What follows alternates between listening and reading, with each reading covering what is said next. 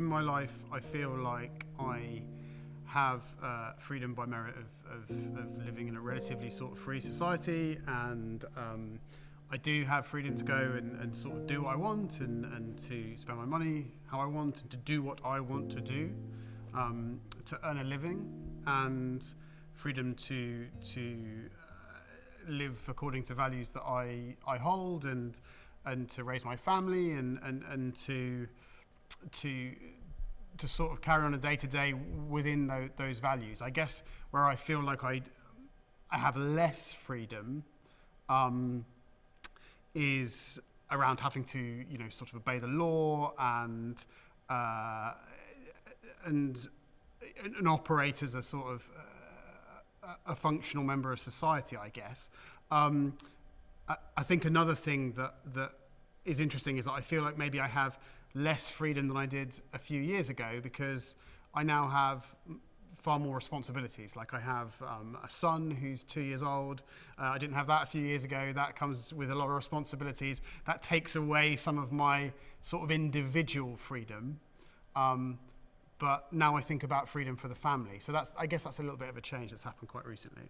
Yeah, so I think judgment from society does restrict your freedom, but that is sort of the trade-off that you have for living in a society that is free, if that makes sense. Like the restriction of freedom is around social norms and judgment and being able to function in society.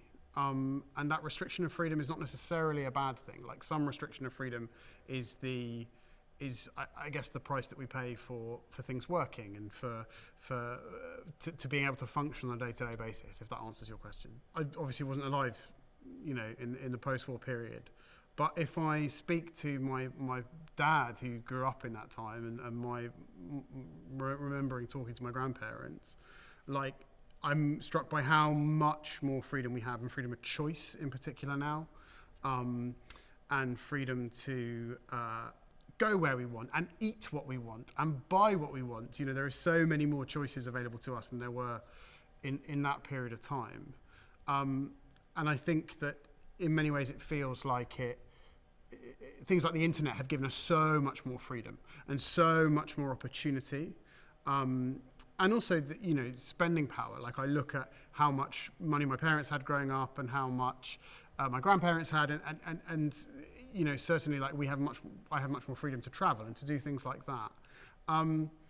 Interestingly, like in terms of in my lifetime, I feel like in some ways the freedom to do things has got greater with things like the internet, but in some ways it's the freedom that is afforded by like anonymity and things like that has got less, because, for example, everything I do now leaves a digital footprint. Now, if I leave a digital footprint, am I truly free? Like, that didn't happen 20 years ago. When I was growing up, nobody knew where I was or what I was doing. If I wanted to disappear for the day, I could. Now, I'm traceable.